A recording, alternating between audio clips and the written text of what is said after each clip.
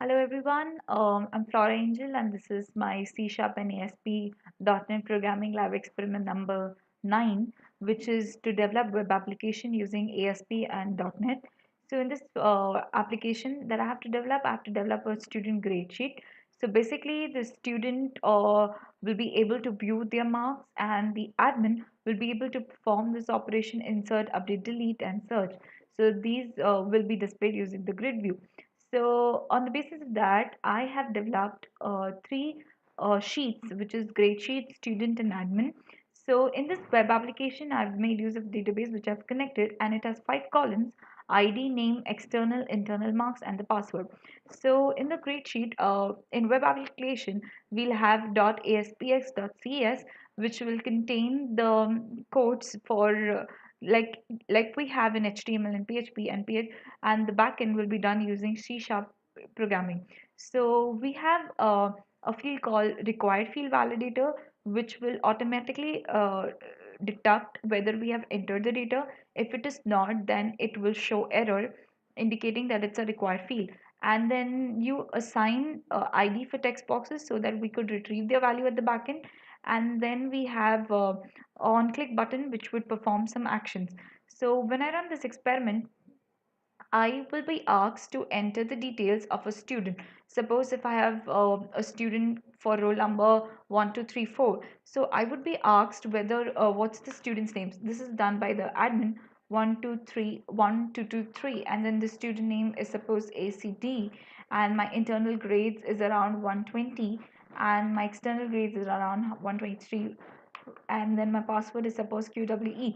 So when I submit the information, this is included in the backend. So when you display the function, then you have these details, the one that we entered right now. Now this is an ID 1223, name, internal marks, external, and the password.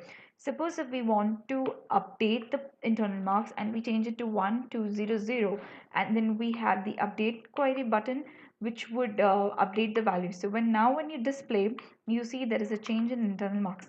And then you have the delete function. Suppose I want to delete the entry 1 to 4, and then I have the delete it function, so which would delete the entry the next time. Now the search, if I want to search 111 ID and I press the search icon, so it will display whatever is there in the backend database. So this is for the grade sheet. And then speaking of the student will only be able to view what that particular student wants to view. So he wouldn't be able to either insert the values, delete the values, or update the value.